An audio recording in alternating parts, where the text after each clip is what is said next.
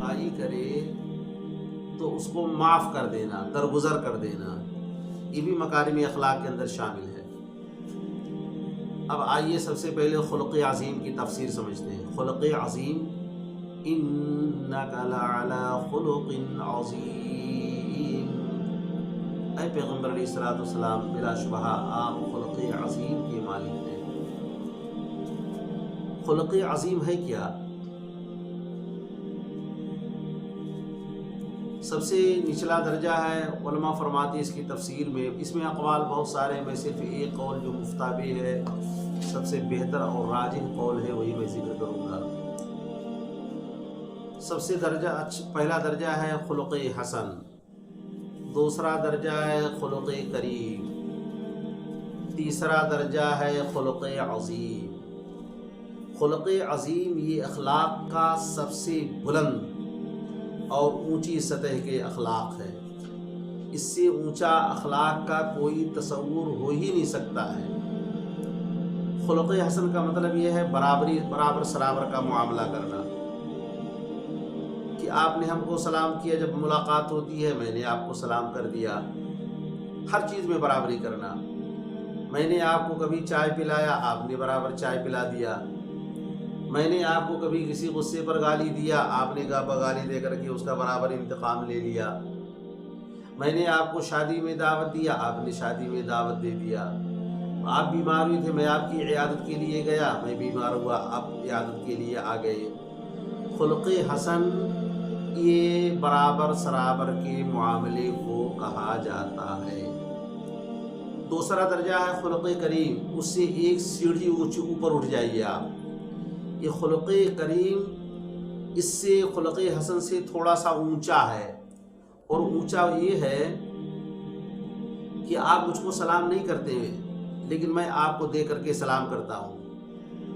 آپ میرے بچوں سے کچھ محبت نہیں کرتے ہیں، کبھی کچھ مٹھائی یا ٹافی نہیں دیتے ہیں، لیکن میں آپ کے بچوں سے جب ملتا ہوں تو سلام کرتا ہوں، حال چال پوچھتا ہوں، ان کو ٹافی دیتا ہوں، چاکلیٹ دیتا ہوں۔ آپ مجھ کو شادی میں نہیں بلائے، لیکن میں نے آپ کو شادی میں دعوت دیا۔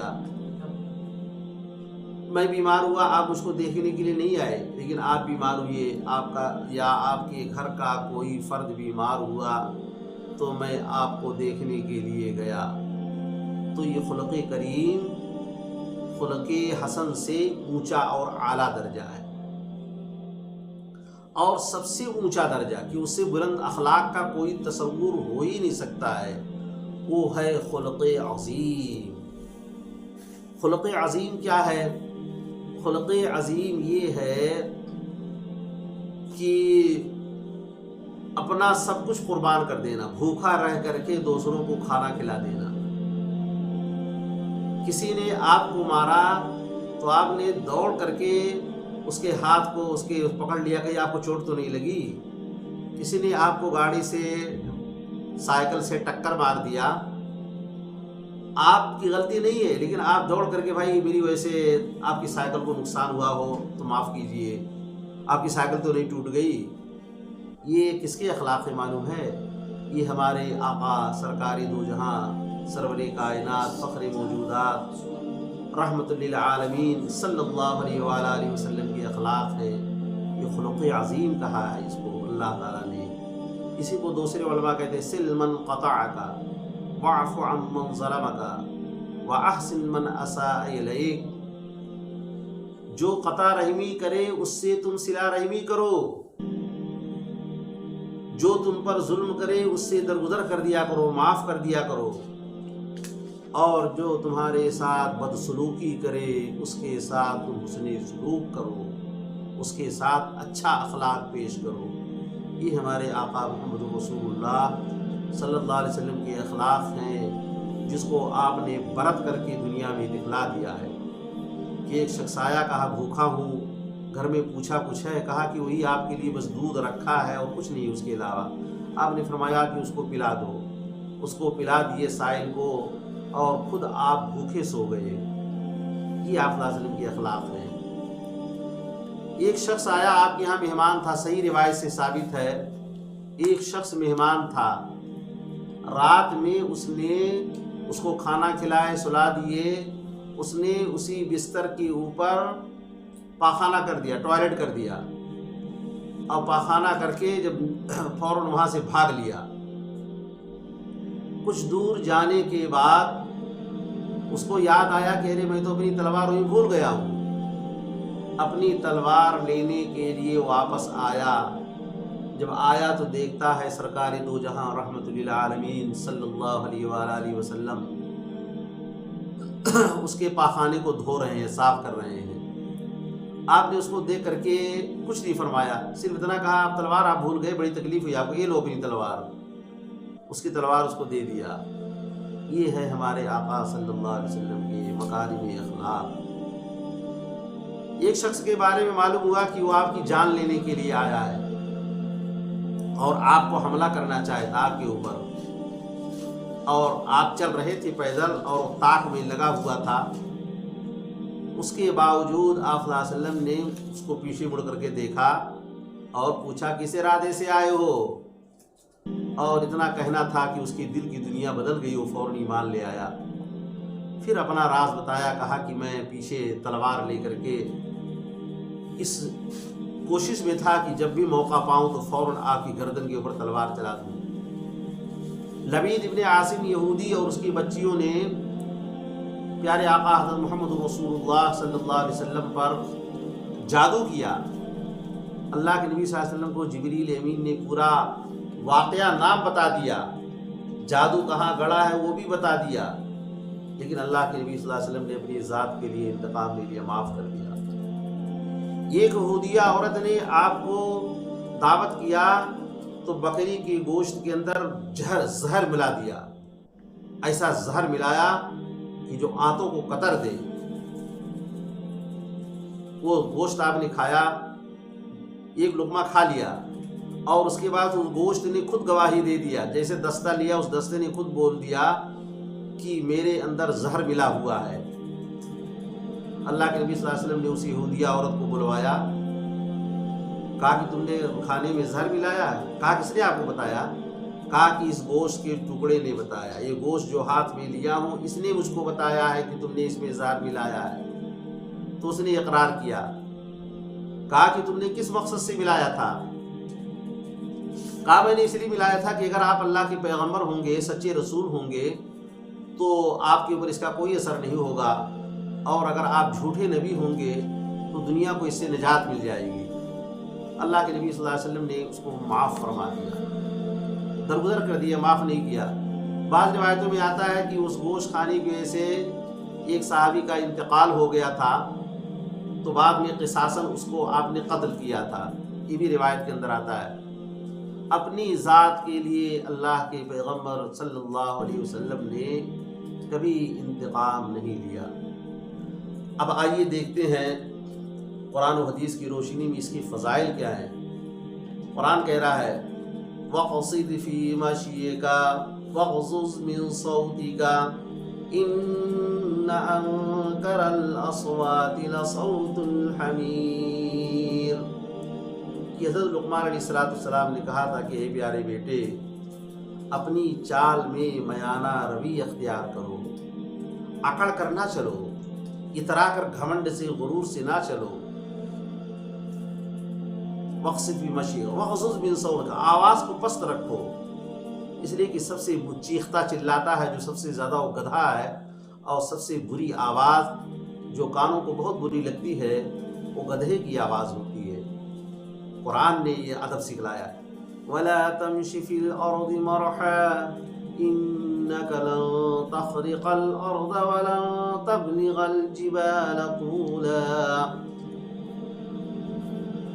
کہ زمین پر اکڑ کر نہ چلو، اس لیے کہ تم جو ہے اپنی اکڑ سے آسمان کی لمبائی کو نہیں پہنچ سکتے ہو، اور نہ تم زمین کو پھاڑ سکتے ہو۔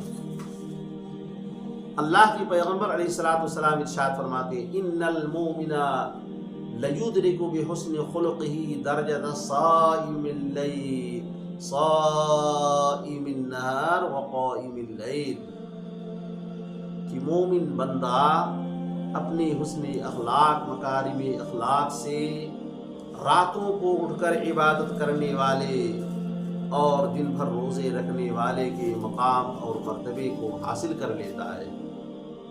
یہ ہے حسن اخلاق۔ دوسری حدیث کے اندر اللہ کے نبی صلی اللہ علیہ وسلم ارشاد فرماتے ہیں، ان اثقل شیء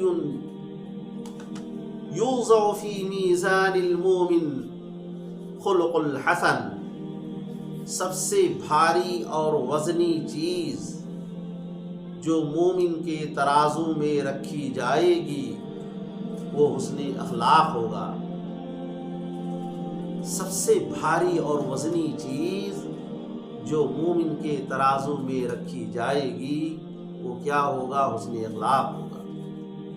اللہ کے نبی صلی اللہ علیہ وسلم فرماتے ہیں قیامت کے دن سب سے زیادہ مجلس کے اعتبار سے، بیٹھنے کے اعتبار سے سب سے قریب وہ ہوگا جس کے اخلاق اچھے ہوں گے، وہ میرے زیادہ قریب رہے گا۔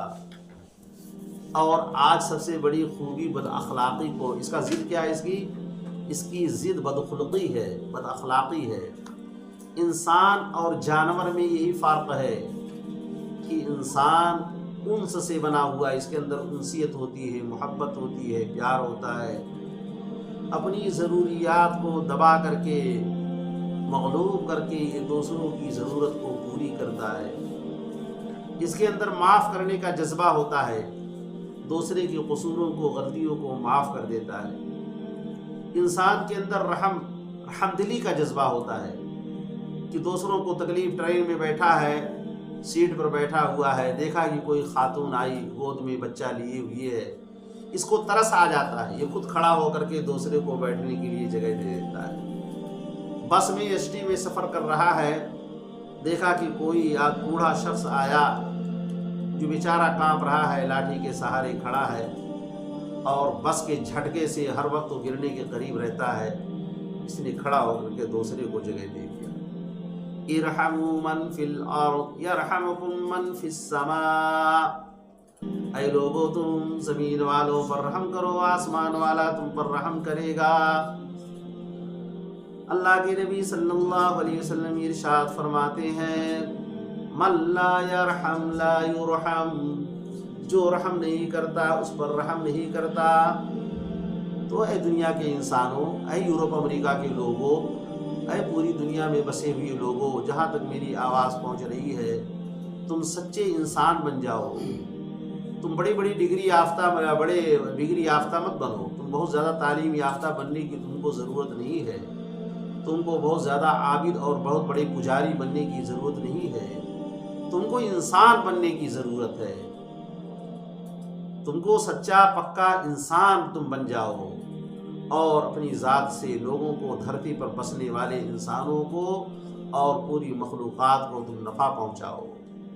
دوسروں انسان کہ تمہارے اخلاق پر جو ہے متاثر ہو جائیں، تم کو دیکھ کر کے ان کو خدا یاد آ جائے، اور حسن اخلاق کی تلوار اتنی تیز چلتی ہے کہ حسن اخلاق کی تلوار جب چل جاتی ہے تو اس کا اثر قیامت تک باقی رہتا ہے، اور آپ کے اخلاق کریمانہ سے، آپ کے حسن اخلاق سے جو ایک مرتبہ متاثر ہو جاتا ہے وہ ہمیشہ کے لیے آپ کا گرویدہ، آپ کا عاشق اور آپ کا مداح بن جاتا ہے۔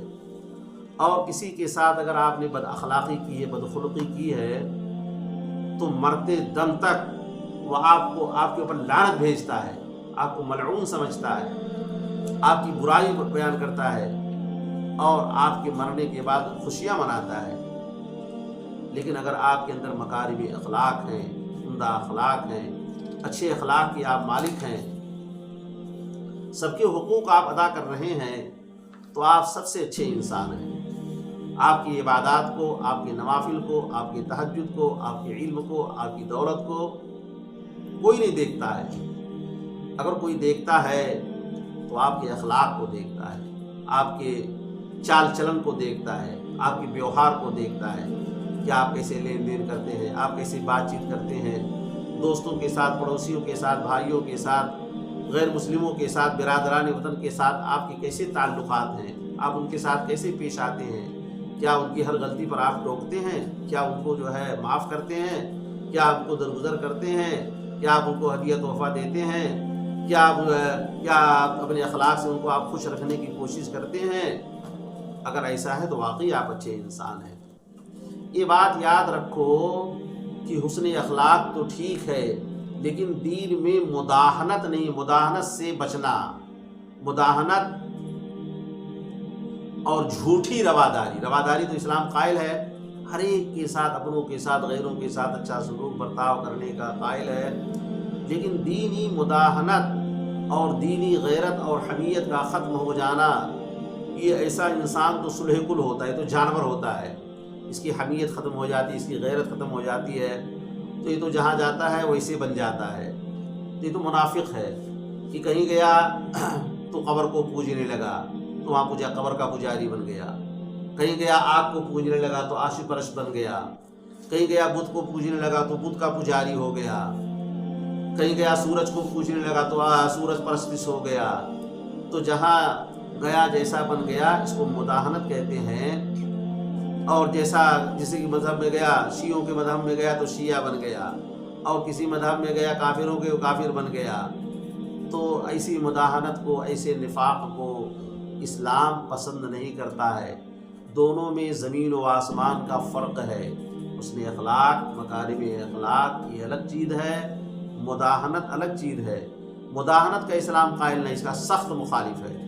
نفاق کا اسلام قائل نہیں ہے، نفاق سے مسلمان کو، اسلام کو سخت دشمنی ہے۔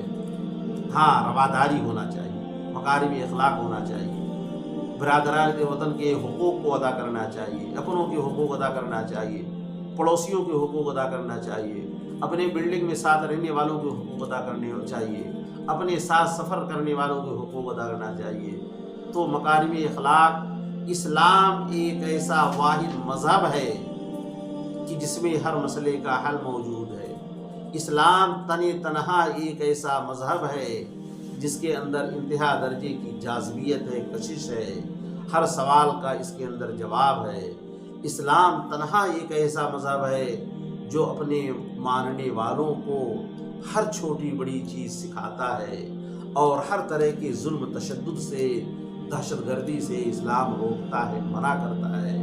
اسلام تنہا ایک مذہب ہے جو کسی کو تکلیف پہنچانے سے، کسی کو ناحق مارنے سے بڑی سختی سے منع کرتا ہے اور روکتا ہے۔ تو اللہ سے دعا کہ اللہ تعالی ہم سب کو اسلام کی خوبیوں کو سمجھائے، پورا اسلام ہمارے دل کے اندر رچا بسا دے، رچ بس جائے، پورے اسلام پر ہم عمل کرنے والے ہو جائیں، اور اسی طرح عمل کرنے والے ہو جائیں جیسے ابو بکر صدیق رضی اللہ عنہ نے عمل کیا اور صحابہ کو عمل کرایا، جس طرح عمر فاروق رضی اللہ عنہ نے عمل کیا، عمل کرایا، کہ پوری دنیا امن و امان کا گہوارہ بن گئی، سارے لوگ خوشحال ہو گئے، کوئی صدقہ فطرہ دان زکوٰۃ لینے والا نہیں ہے۔ گاندھی جی نے بھی ان تعریف کی کہ اگر جو ہے کوئی ایسا معاشرہ کوئی ڈھونڈے، تلاش کرے، تو میں کہوں گا کہ آج ضرورت ہے حضرت ابو بکر رضی اللہ عنہ کے معاشرے کی، آج دنیا کو ضرورت ہے عمر فاروق کے جو ہے معاشرے کی، ایسا معاشرہ اور ایسے حکمرانوں کی ضرورت ہے۔ گاندھی جی نے یہ تعریف کی ہے۔ تو اسلام کے اندر، مذہب اسلام کے اندر وہ خوبیاں ہیں، وہ محاسن ہیں، وہ عمدہ اخلاق ہیں، وہ اچھائیاں ہیں جو دوسرے مذاہب اکثر اس سے خالی ہیں، کوئی اس کی نظیر پیش نہیں کر سکتا ہے۔ اللہ سے دعا کہ اللہ تعالی ہم سب کو عمل کرنے کی توفیق عطا فرمائے، مجھ کو اور آپ کو اور پوری دنیا کے انسانوں کو جہاں جہاں تک میری آواز پہنچ رہی ہے، سب کو عمل کرنے کی توفیق عطا فرمائے۔ وآخر دعوانا الحمدللہ رب العالمین۔